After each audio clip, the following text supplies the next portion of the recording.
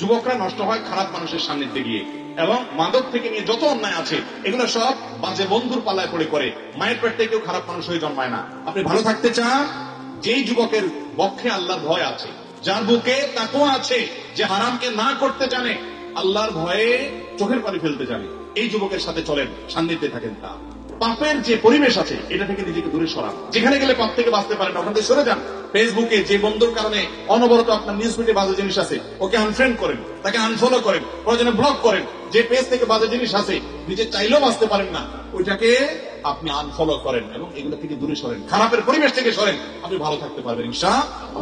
Number 4, আল্লাহর কাছে কায় মনোবাক্যে দোয়া করেন যে আল্লাহ, ফিতনার এই যুগে আপনি কোরআনে কিছু যুবকের প্রশংসা করেছেন। দেখেন আল্লাহ কি বলেছেন যুবকদের সম্পর্কে। আল্লাহ বলেছেন, ইন্নাহুম ফিতয়াতুন আমানু বিরাব্বিহিম ওয়াজিদনাহুম হুদা।